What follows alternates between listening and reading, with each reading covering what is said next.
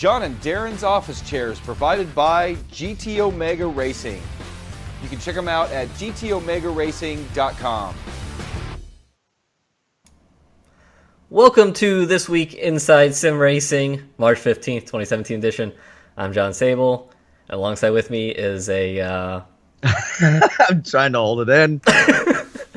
Billy Strange, who's not able to hold it in because this is not a live edition of This Week Inside Sim Racing, because a live edition we attempted to do failed. So here we are, locally recording this to upload later for you guys who aren't able to catch the show live. Internet. Yeah. It doesn't make any sense. It's very confusing because I pulled down the show now because we only got through the first two topics and everything was fine, no drop frames, and then all of a sudden it just chat disconnected, even though we were able to still communicate with one another. So and apparently the stream just died. Technology. So I don't know. Maybe something. I mean, we have had it before where there was one time we had an issue back probably over a year ago now, where the stream was failing, and it was a YouTube issue actually. So I don't know. Maybe something's up there because internet connection seems fine here, but I don't know. We digress. Where you made that comment in the first one, and then we were getting the DDoS attacks. So that's what we'll attribute it to. Way to go. That's it. Let's spread some fake news now. Yes. No news is fake news. It's all real news. That's right, we were hacked. Okay, so let's go ahead and jump into the news stories. There aren't too many this week.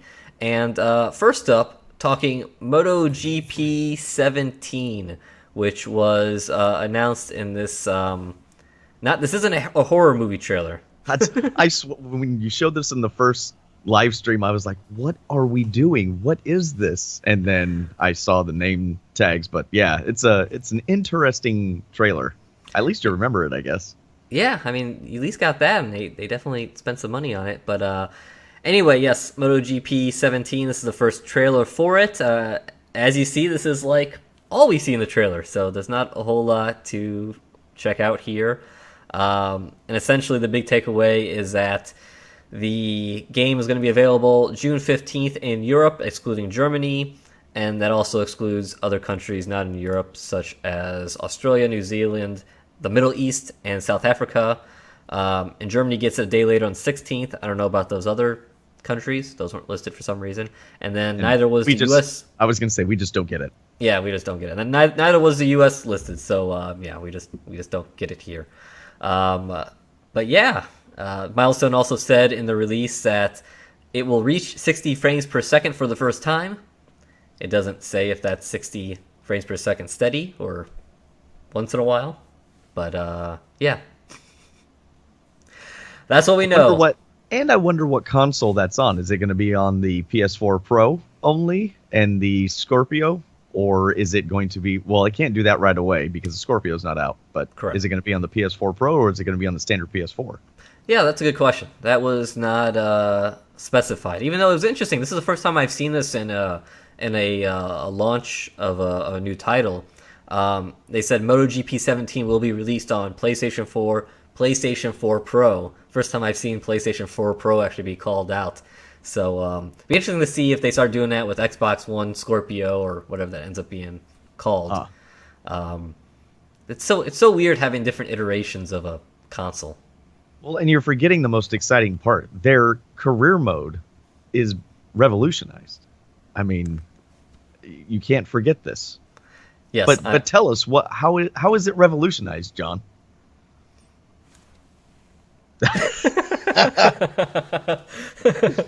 For you audio podcast listeners, that was me putting my that was hands him up. Throwing the shrug. Yeah, Perfect. I don't know, but it sounds good, so it was in there. Again, they didn't give a whole lot of information. I mean, these first press releases are always. I know. It just bothers me that it's just it feels like throwing buzzwords at the wall and seeing what sticks. But I understand they're trying to create some hype. I just would like a little more information. If what's so revolutionary? Is that revolutionary to them, to the industry, to the genre? What are we doing? Yeah, it would be nice to hear a little bit more. But Hopefully we will for MotoGP 17. The naming scheme is going back to traditional just Moto, whatever the MotoGP the year, versus the Valentino Rossi deal that was kind of attempted last year. So hopefully we'll find out more information, and I'm sure we'll have all the all the bikes and tracks of the season. Well, I mean, in Valentino Rossi, it had an amazing drifting Mustang in there. So, oh man, that drifting Mustang was that was something. It was something, all right. I had to do it too, so you did check it out. Moving on. Next news item is iRacing has partnered with the World of Outlaws. Billy, what say you on this news? It's good. I mean, kind of following in the footsteps of the NASCAR stuff. So my hope is that it makes it easier for them to get tracks in the sim. So whether that be tracks that are run by both series, the late model and the sprint cars, or if that's exclusive tracks, doesn't matter. I'm hoping it makes it easier. And then it would be cool to have some sort of championship for both, supported by World of Outlaws, kind of like the NASCAR and Blanc Pain stuff. So I think that would be really cool. It would be. And at the end of the video, this image popped up here. This was also released earlier this week. And this is an image of the number 4 wing sprint car that will actually, even though this image is taken from iRacing, this is what the real world number 4, driven by Casey Kane periodically during the year, will look like. It will be sponsored by iRacing. So cool to see iRacing once again transferring over into the real world and sponsoring someone. Back to the World of Outlaws, is there a racing series, a dirt oval series that iRacing hasn't covered with the new content? Are they missing anything, or is everything being covered? They're missing modified. So you're right, yeah. If you're talking the dirt car organization, you have the big block modifieds, and then there's also what they call IMCA modifieds that are really big, especially in the Midwest. And other parts of the country too. I'm not taking those out of there as well, but yeah, there's some other organizations that they haven't hit on as far as car types yet. It would be nice. It would be really cool to get the big block modifieds in there. Those would be really fun. And the IMCA cars would be fun too. But how much, we talked about this before, how much do we want to diversify? And don't forget that they still have Rallycross that they've still got to get working on too. So that's a lot. That's a lot to cover. Yeah, so I guess there isn't really necessarily any more series to add. But like you said, it would be cool if maybe that helps in getting tracks.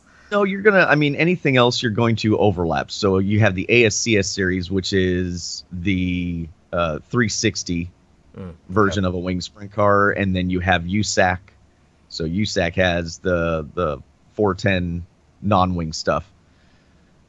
It kind of overlaps, and I think they had mentioned that they were looking into doing non-wing stuff as well. So yeah, I don't think there's really too much else besides actual specific cars that they could hit up. Gotcha. I'm curious, have you ever driven a non-wing sprint car? No. I've driven a non-wing, like a mini sprint, the 1200cc. It's like a midget. I've driven that, but I've never competitively. How about this? I've never competitively raced a non-wing car. Okay. I was just curious how different that felt with not having that massive wing up there. I feel like they have to go a lot slower, right? They'll go slower through the turns. You set the car early. It makes more sense, in my opinion, to drive a non-wing car than a wing car. Wing car, you have to drive it like it's aerodynamically dependent. And if your brain isn't wrapped around that, it feels weird. I think non-wing makes more sense. Pitch the car earlier. And these days, these guys don't really want to pitch the car too much. They still try to drive them as straight as they can, but it's definitely more sideways than a wing car. Gotcha. I know we're going on a little bit of tangent here. We don't have too many news stories and not much of a Q&A since we're not doing this live. Yeah, offline. I want to know. I want to know the history of how winged sprint cars started. Like who was like, let's throw a giant board up on top. Well, they used to have what year did that happen? That's what I'm curious. Well, you're going to go back to the 70s. Okay. Maybe I don't think it was the early 60s, and you're going to get people that are more historians than I am correct me, but I'm trying to remember what my dad told me, because my dad started in the 70s in what they used to call modifieds, which were hardtops. They were real heavy cars, and they started putting aero devices. They were just like these little flat things, but they started covering the cars with them. Okay. And then sprint cars and champ cars and stuff like that, they slowly started to integrate those kind of, it's all kind of that same evolution where Formula One and they started getting those aerodynamic. Yeah. They started figuring it out, right? So Formula One, and then it went to Indianapolis Motor Speedway for the 500. It's all in that same era. In the same era. Okay, and I also wonder if how much what was going on at the Speedway at the 500, which a lot of that aero got started when Lotus came over with wings and stuff. I wonder how much of that spilled out locally there, since a lot of that Indy 500 effort was local Indiana based. And how many, who did it where dirt racing is extremely popular. And I wonder how much of that bled over from the Speedway into just the local dirt racing. Yeah, I would have to ask some sort of a historian or something like that, because I'm not totally sure. I just, looking at my dad's pictures and, I know the history. I'm just not, I can't cite dates and stuff like that. But watching them go from these like single plane, no sideboards, and then even into the beginning of the 80s, like the idea of having a larger right sideboard on the top wing itself was not a thing. And then they slowly kind of realized that it provides more surface area. And then you started getting all these skewed wings. And I mean, people were putting wings all over the cars. And they, you had run what you brung. I mean, they used to run big blocks in sprint cars. I mean, they were trying all sorts of stuff. And it's slowly over time, as more organizations like the World of Outlaws and stuff became more tight on those regulations, then it just kind of evolved into one formula. But yeah, there was a very big swing. They used to make wood wings and plastic. My dad drove a plastic wing. I bet there was a whole bunch of sketchy stuff. Oh yeah, I mean, those didn't work so great. They came apart pretty easy. But there's definitely an evolution for the wing stuff. They started with skinny right sideboards. There was no sideboards. There was just, an upside down airplane wing looking thing.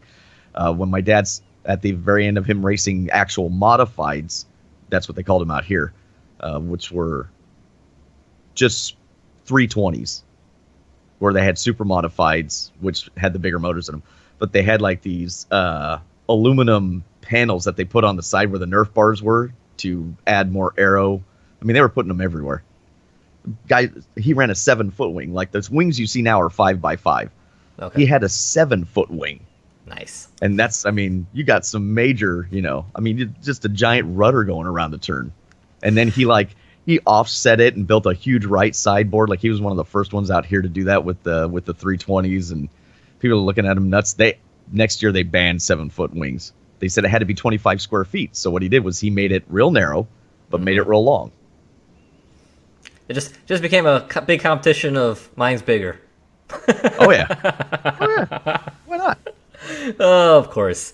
That's what everything just, all us men just kind of eventually gets down to that battle. Anyway, moving on from there, next news story. So, Gran Turismo Sport, a little title that you may have forgotten by now, is still coming, and now it is open to let me get my words correct now. Gran Turismo Sport now has a closed beta testing that's been announced. They put out this little trailer here, which didn't show us any new information. But if you go over to isrtv.com and check out the news section, we have a story that posted last week and gave information of how you can go and click here and sign up for that closed beta testing. And Billy, what else do we know about this? Well, not really a whole lot more than you've said. It just says that they're going to be increasing the size as it goes along. Looks like there will be a phase 2. And it just says, in addition to tracks and cars online races, closed beta testers will also have access to Gran Turismo's new driver profile. I don't know that this is anything, super riveting.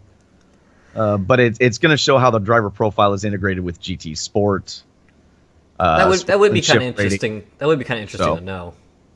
It'll be. I'm I don't know that. how much we're going to get to know because all this is going to more than likely be under NDA. Yeah. So I don't know if we're going to actually, unless somebody leaks it, I don't know that we're actually going to get anything out of this. Yeah, it'll be interesting to know, which we probably won't find out, how many people they are letting in. I mean, they do say like kind of. I feel like it's kind of like don't get your hopes up type thing, where they're like, we're only gonna let a few people in, especially early on, and we want you out there. It sounds like they want them running a lot of multiplayer races together, testing that out. But it's like then there's going to be phases, and hopefully then when it moves into saying phase 2 here, then you'll get more people that can join up. But I still have to imagine that's still in the grand scheme of things going to be a very small percentage. Yeah. Well, they definitely don't. With as tight as they've been with releasing actual info on it, I imagine they're going to be pretty tight with the circle that they're going to let in. So we'll see. Yep. So I hope it goes well. I mean, I hope it does good. Oh, hopefully it does. So there is. There we go. There is some progress on the GT Sport front, and yeah, we'll see. I think. What was it? I feel like their last announcement, did they say it was going to be released in 2017? I thought they said early 2017 was when they had the delay in the fall. Nah. I'd have to go look that up again. But, yeah, I don't recall an actual time of year. Like I said, I just called it in some around November. You did, and I do have a feeling you're going to be right. Unfortunately. Yeah. So, with that said, moving on, next news item, there was an update from Automobilista, Hotfix 1.3.1. This was hot. Yes. This was a pretty minor one. It's a follow-up to the 1.30 update that came out a couple weeks ago now. Primary things focus on, they went and they added some more trackside buildings along Adelaide, which is cool. Speaking of Adelaide, there's rumors that it might be getting the Australian GP for F1. I don't know how founded those are because there's rumors all the time in F1, but saw that on Twitter today. Yeah, and that then would be cool. Yeah, it would be cool. And then the AI has been improved in some places, and there's been some minor updates to a bunch of different cars here that you can see on screen. And if you're listening to the podcast and can't see it, go check out the website. It's nothing too big. Yeah, So, you've hit on all the main points. Just recalibrating AI for Super V8. The V10 looks like Formula Rizza, Boxer Cup, ARC Camaro. Did you Ultima. Did you have any complaints with your test drive with the AI? I felt like they ran pretty well. No, I thought they were pretty good. I think they slowed down in some odd spots. Okay. But for the most part, I thought they with that track and with a new track and with that car, I thought they actually did pretty good. I like that race. I enjoyed. Couldn't pass a whole lot, but it definitely was intense. I felt like I was like really having to work on the other cars, so that I liked that.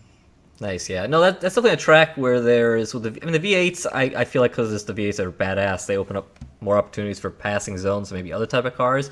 But there definitely are some passing zones there. Yes, that you kind of yes, that's why I like that set track, people yeah. up for. So yeah, I think it's like you got to get out of turn 8 really well, which is that really high speed left-hander where you go out towards the wall, and that sets them up for 9, if I'm remembering the turns correctly. So awesome track. They super cool. It is, and they said like, well, I guess what I saw on Twitter, I think someone from Will Buxton does U.S. coverage of F1 here. Something like maybe there'd be like an alternating thing between them and Melbourne, because Melbourne gets so much crap every year from like noise and stuff like that, which is unbelievable. But my only thing is I love both tracks, so I'm kind of like go to both tracks in the year. Just start off the season there. Stay I'm not 2 that weeks. big of a fan of Melbourne. I like Adelaide a lot. I don't care for Melbourne. I like them both a lot. Let's two race in Australia. Let's do it.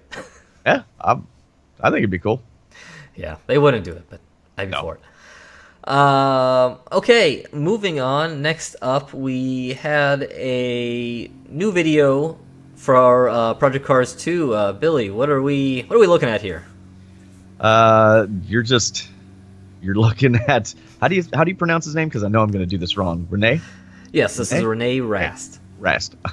I panic when I see names like that. I'm like, Anyway, there's some in-car driving footage with what was this? The Corvette? Was it the C7? Yeah. Yep, this is the C7 And at GTLM at Fuji, yeah. Yeah, so not a new track, but a new car that we've, as far as what we've seen in, prior teasers. Correct, exactly, yeah. And I thought... you got a note on here, doesn't look like triple screen support. Yeah, it does look... So Project Cars 2, it's listed on the website, they're going to have triple screen support. And it's looking pretty stretched here, like it's not on. So, yeah, I'm not so sure about that. But, René Rast, he puts out a lot of videos. He works with the Project Cars team, and a lot of times don't really post them to the website. But I thought this one was interesting because while we've seen Fuji before, we've seen it by a bunch of people who couldn't drive at some PR event earlier, was it last month, driving, or January. So I thought this was noteworthy to see like a proper lap going around Fuji, and then a cool car, and obviously professional driver. So yeah, that. And then one thing that you're probably noticing, and I have this as this week's poll question, and I'll post the poll once we post this up, and I hope you guys do answer it, is what do you guys think about the automatic head turn into Apex? And I'm just asking, do you like it or do you not like it, yes or no? Because that is something that Project Cars has done, right? Yes. I remember that correctly, yeah. Yep. And I'm just curious if you like that or not, because I feel like I have turned it off, and I feel like a lot of others have turned it off, but it's something they keep on. Even while I watch it here, I'm actually like, it doesn't look that bad. It kind of makes sense. Well, there was varying degrees you could do it. I can't use it because when I tried, I'm so used to the screen showing me what the car is doing that I always felt like the car was turning before I was ready. Yeah. So it would really mess me up. But my dad likes running it. He'll put it on to on a scale of 0 to 100, I think he runs like 15 or 20 because he likes it to look a little bit into the corner, and it doesn't bother him at all. So I think it's just a personal preference. And I think it's a good idea for those people that are probably limited to a smaller 16 by 9 display. That may be something that people want to look into, or even those that are already using it enjoy. I just don't like it because it just messes with my brain. It literally breaks my brain. I have to focus on not turning when the car moves like that so much that I end up not paying attention to racing. Yeah, it's interesting. I need to almost go back and play with it some more and see. I know in the past I've turned it off yet. And I know, like you said, it makes a little more sense for single screen than triples, because triples you can go and see the apex. Yeah, I don't know. Like I said, it doesn't look bad there, and he's driving fine. No. So I'm kind of like, oh, that looks kind of neat. I remember back from when I actually drove it, I was kind of like, I'm not sure. So I thought that'd be a good poll question, and I'm just curious how many people like it and don't like it, since it's something that I'm trying to think if any other titles do that. Gosh, there was another one that did it, and now I can't remember. This morning I was thinking about it, I'm like, I'm pretty sure there is one other one that... Doesn't R Factor 2 have that ability? I don't know. It's not on by default.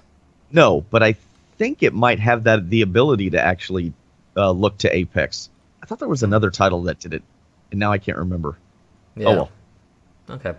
So yeah, that's a poll question. Hopefully, you guys, if you're watching this, go ahead and check it out. If you're listening to the podcast, get on YouTube and go fill out the poll question. Well, and real quick, for those people that aren't familiar with it, that are listening to it on a podcast service, it's just the center of the screen. Like if you took where you were looking out the front at 50%, like dead center, it literally, before you get to the turn, it literally shifts the display to the right or to the left, whichever way the corner is coming at you, so that it makes the camera look before you get there. Does it do it based off of knowing the track, or does it do it based off of you turning a wheel? No, it does it based off of the track, because if it did it based off of the wheel, there was a couple back in the day that tried that, and it makes you sick. What theirs does is actually, if I remember right at least, it looks at the corner apex. I hope I'm saying this right. I believe it looks at the corner apex.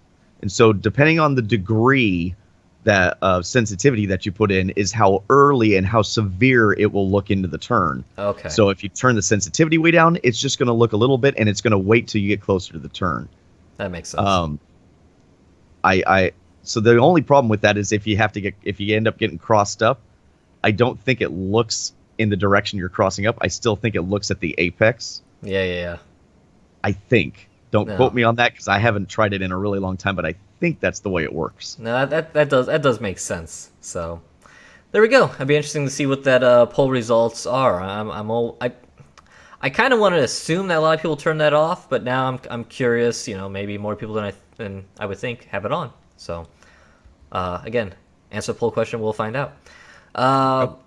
Okay, last up, a car that has been teased for a long time, and we've even shown it here on the channel, is out. The BMW M6 GT3 in Raceroom. So, Billy, you drove this car before, obviously before it was released. What's your thoughts on this one? I like the car. The version that I drove, once again, that was pre-release, felt a little stiff. And it definitely has an interesting mid-corner push to the car. So somebody has suggested, which I would agree, that it might need a little more caster if on the sharper turns, or possibly even the larger turns. But the car itself is fun. It definitely has some brute power to it. Yeah. I don't know if it's the fastest car in their field, but it definitely rounds it out. It's a nice addition to Raceroom's GT3 field.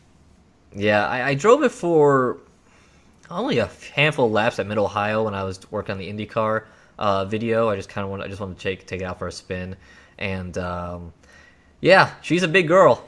Yes, you can feel it. It's interesting though, because obviously these cars are so much more stiff than older GT cars, so you don't get that sense of heaviness to the car because there's not a lot of body roll to it. So it ends up translating, it feels like, into almost a mid-corner push. Yeah, that happens with the car. So yeah, no, that's a really good way to put it. Yeah, that is kind of what I felt. You didn't feel, you didn't feel the weight transfer, fighting you. It was just more of just a dead push mid-corner. Yeah. It was just like, I'm too big to do this, and off it went. Yeah, so yeah. That's about right. Yeah. It is almost kind of like a numbing feeling. But but I don't know if I wouldn't say that's necessarily an inaccurate feeling, because like you said, these cars are so stiffly, they're getting closer and closer to the form of the cars. Yeah, they're developing these cars to run at high speeds, and they don't want them to move that much. Nope. They want everything to work together, not just the suspension to work independently of the chassis and everything else. So they don't have a reason to have it that soft.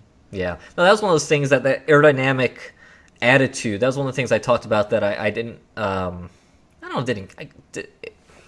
guess didn't care if. I'll just say that for lack of better words. When I drove the IndyCar around Mid-Ohio, like overall, I felt like that car felt pretty good. But one things that I kind of noted on that I thought wasn't realistic. They're trying to be realistic, since again it's a fictional car.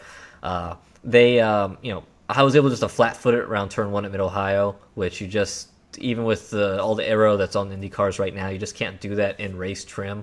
And one thing I noted was one of the towards the end of the race, I got my left side tires up on the inside curb. That inside curb there is a large curb. You don't want to touch that curb. If you touch that curb, you die. It's kind of how that you touch that curb and you go spinning. I've seen, I've watched plenty of races there, and that's just what happens. Pretty much any car, you hit that curb, it's really tall, you really upset the car. And what you're doing is, besides just upsetting the car weight transfer-wise, aerodynamically, especially an Indy car going around, yes, now you completely change that aerodynamic, angle of attack or whatever, and it's gonna, upset the car. So that was something that from an aero side, I would have been nice to see, I don't know, a little more of that, I guess I could say. But. Yeah, I haven't got a chance to try that car, but I would like to. But I've watched yours, and then I've watched a few other people, and everybody's kind of saying the same thing. It's really, really good, but there's it would be nice if it just had a couple tweaks to it. Yeah, it's forgiving. It is a fun car to drive though, so that's one thing. If you want to kind of go and put some of that out of your mind and just go out there and drive really hard, you can do that. So it is fun there. Cool. Okay, so that wraps up the news for the week. Not after 2 or 3 like big news weeks in a row, this was kind of a lighter one, which sometimes is nice. Yeah. Less time reading the news, more time out there racing. So in happenings coming up probably on Friday, we'll have a review out of the BasherBoards CPX adapter. I was actually gonna grab it, but it's still on the GT Omega back there where I was testing it out.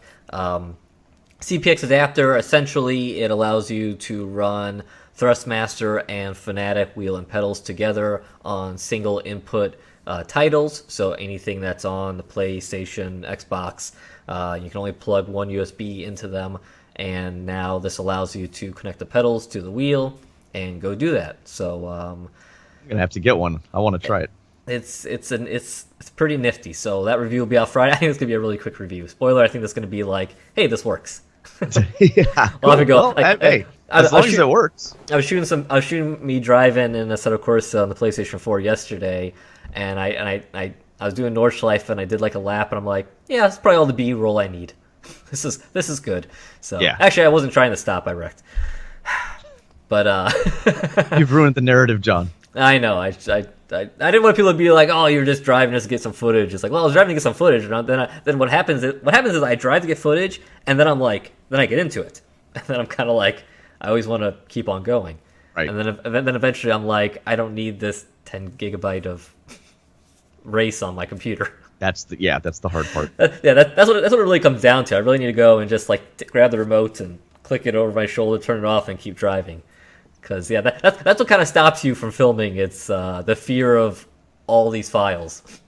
Oh yeah. Well, speaking of which, we'll have a one I did with the Week 13 iRacing Street Stocks that should be out tomorrow. Tomorrow, yeah. So I did the same thing. I had not planned on recording at all, and it's just because it takes time to get all that set up, and then all the data that you end up consuming with storing these files, and then all of a sudden it was like, you know what, this wasn't a half bad race. Crap, I should have recorded it. So you'll get a little bit of post race coverage from me. There we go. Yeah, no, we haven't had an oval race on the channel in a while, so it'll be nice to have that on. And then another happening. This isn't really a happening, but I didn't know where else to put it. Had a fan of the show, Jim Wallace, reach out to us and sent us some pictures of the original simulator. And here it is. And this appears like a military driving simulator from, World War II times, maybe pre-World War II. What is that? What are they doing? Yeah, so the interesting thing is I'm confused on the static trainer images here. There's no third pedal. Okay. So I'm like, there probably should be, and I don't see, and it's not a column shifter. But the plates 6 and 7 images there are more interesting because you can see that truck. The back tires are on top of some kind of drums where you can go and drive it, and you can see it's hooked down. It's almost kind of like it's on a dyno. I was gonna say, I wonder if that's more like a dyno, like a chassis dyno, than anything.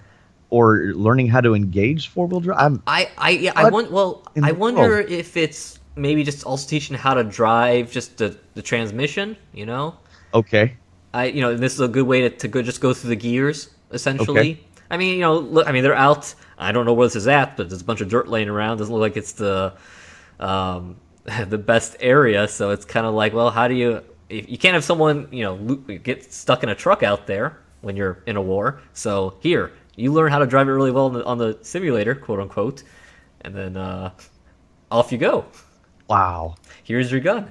So that's really cool. So that was pretty cool. So thank you to Jim for sending those images in. And if you see something interesting that you want to share, I think Jim sent that at the story@InsideSimRacing.tv email address, or you can send it at info@InsideSimRacing.tv.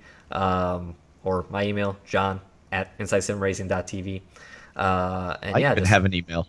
Yeah, you even do, I have Billy. An email. So email us if you see something interesting, and we may put it on the show. I don't want to make promises, but that's right. So that was kind of a cool one. So I decided to toss that one up.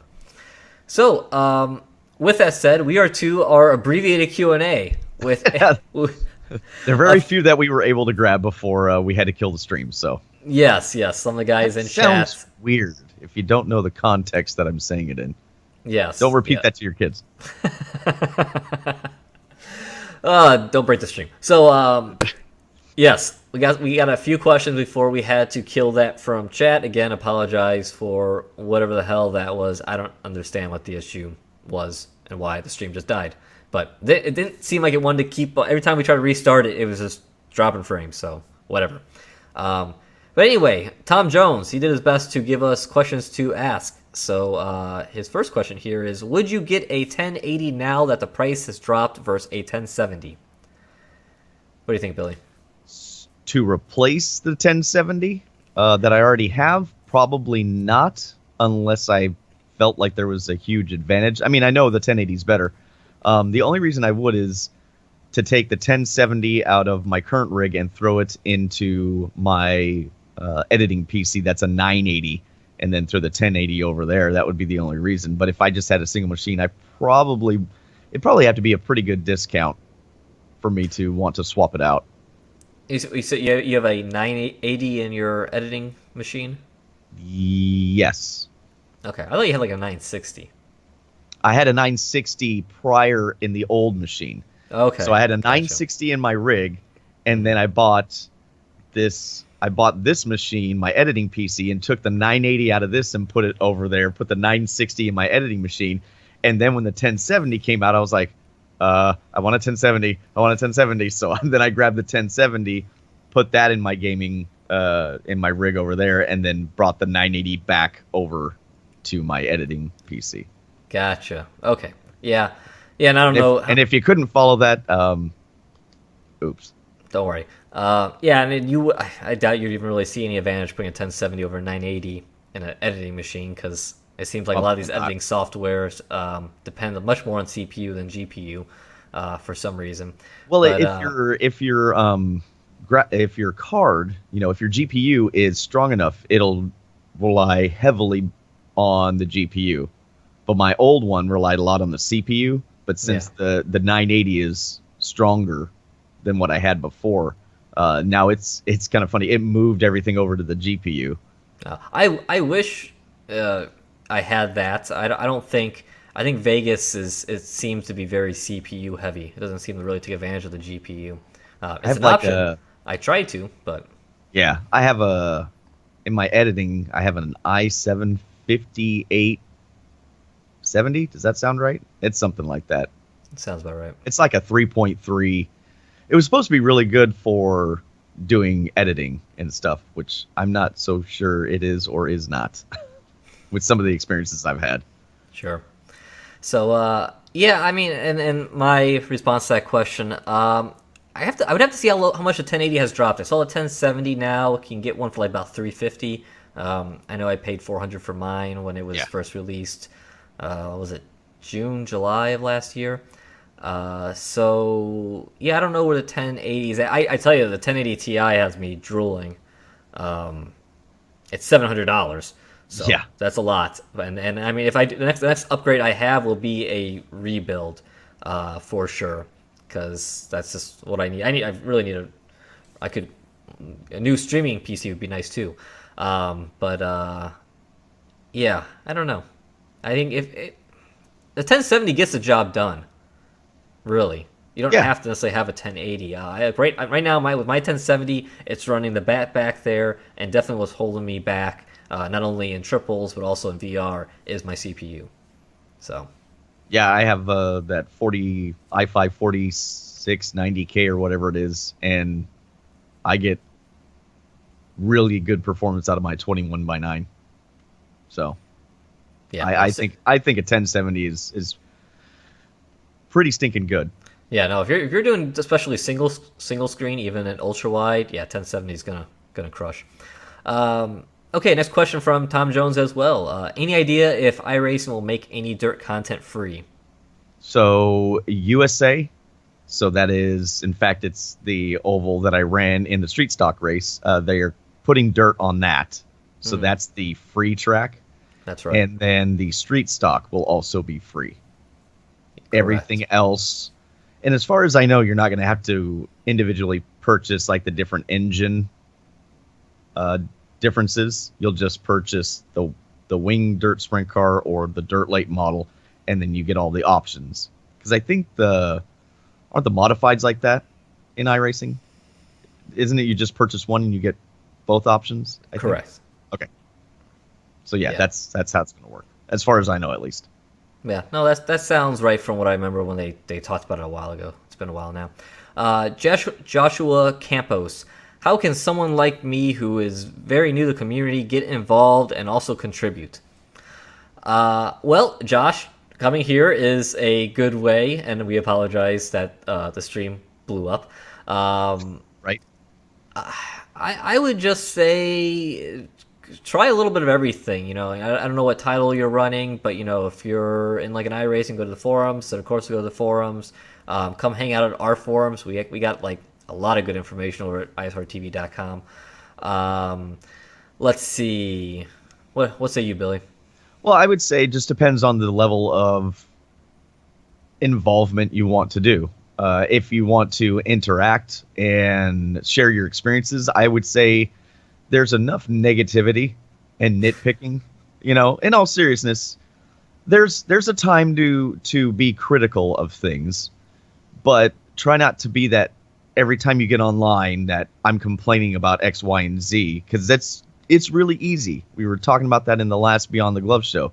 It's very easy to be so negative, and what we should, at least what I think our goal is to make, whether you're PC, console, it doesn't matter. We want you to enjoy the experience that you're having, and we want to show people that this is not an easy thing to get involved with. We understand that, so we're not going to treat you like you're stupid for asking questions. Here's how to do it. Here's our experiences. If you have a different experience, you know, or if your opinion differs from mine, go ahead and share that. But there's ways to do it in a constructive manner, and that's, I think, if you're, you know, if I'm kind of understanding the question correctly, is getting involved with the community is a fantastic idea because it's a great exchange of ideas that can happen. You can learn a lot. I've learned a lot from the community, just being on ISR and then going on to the forums. I may not post a lot of the forums, but I definitely read, mainly because most of my interaction comes from the videos that I do. I think that, you know, just be, you know, you don't have to be like, you know, rainbows and puppy dogs about everything, but definitely having a positive outlook and making people feel welcome, even if they have a question that you feel is really silly or whatever. Don't make them feel silly. Just say, hey, I understand. Here, try this. I mean, you can only do so much, and I understand that, but having that dialogue between somebody is where I you know, if we try to do anything, just make it more accepting. I agree. Next one, Leo Hervinen. What are your experiences or thoughts on the 3D printed SHH shifter? Well, I'll take this. Neither of us have tried it. So the shh. Yeah, that's right. It is. Neither of us have tried it. I do know it's gotten pretty good reviews from what I've seen. Like, I think Gamer Muscle did one, if I remember right. Yep. So yeah, a handful of people have done them, I think. Yeah. A handful of people checked it out. I've seen good results. I think we do have a written review here up on the website that Mark did. Back about a year ago. So yeah, no, if you want to search that up on the website. But yeah, for the most part, I've heard good things about it. We just haven't gotten one to try ourselves. Okay, and then last up, because we have so many questions this week. Terraform. When are we going to see Billy's new handbrake in action? Hopefully when Dirt 4 comes out. I've got to get a bracket. I have nowhere to... The problem I'm running into right now is with the GT Omega, I have nowhere to really mount it, and I wanted it to put up here, and you can't here. The audio listeners can't see this, but up by the wheel on the right hand side, because I wanted it like the rally guys do, where they just grab it and pull back, not pull up. So I have to get some sort of bracket and drill some holes, but then I'm afraid I'm gonna have to like soften up the tension, because I'm afraid that's gonna just yank everything towards me when I get excited. So I might have to loosen up the tension so that it's not so stiff. when I do it. But I'm hoping to get something like that done for when Dirt 4 comes out. Yeah, that's always kind of the tough thing with a handbrake, I feel like, is mounting. Because it's like, pretty much, for the most part, the rig manufacturers go and they're like, okay, wheel, pedals, H pattern shifter. Great. Then when you go and put a handbrake in there, now it's kind of like, well, we don't have anything for that. Or, or we don't have enough room to do that. So a lot of times I've seen handbrakes be a custom job. Yeah, I have another one of those mounting plates that slides back and forth that you would put your shifter on. But the problem is I don't want to reach behind me and pull it up. So then my only other option is, because where I have my H pattern sitting is I put it forward. So I could remove the H pattern, which wouldn't be a big deal unless I'm driving an older rally car, which I want to use the H pattern with. So then it's like, so I don't know, maybe with the I don't know. We'll see when we get there. Yep, exactly. So with that makes for the shortest Q&A we've ever done. Yay? We tried. Oh, we did try. It makes up for last week we did like a 45-minute Q&A. So so that will do it for this week Inside Sim Racing. This is what I've been putting in this week Inside Sim Racing Live! ! Well, I'm not going to have that this week. So no live. This week, that's right, no live. So this week Inside Sim Racing, March 15th, 2017 edition. That's how you should name it, actually, is no live. No live. Yeah. Maybe I will. Inside. We'll see. Jeez. We'll see. I'm so frustrated it didn't work. It's annoying. So I definitely apologize again to all you guys who like to show up live and chat and interact. That's always fun. And on top of that, we had the time zone differences as well. So it's all messed up this week. Yeah. So that's the annoying part. That's the kind of whole point of doing something live, that we can interact. We can always kind of go and record this stuff whenever, but live with you guys. And damn it, YouTube! I'm blaming YouTube. That's where we're at. Sure, I'll take it. If I don't find any news stories, I'm going to make some up. It works for other people. And on that note, we'll leave it there. So, for Billy Strange, I'm John Sable. Again, thank you for watching this week Inside Sim Racing, and we'll see you guys. That's right. We'll see you guys next week, hopefully live. See you guys later.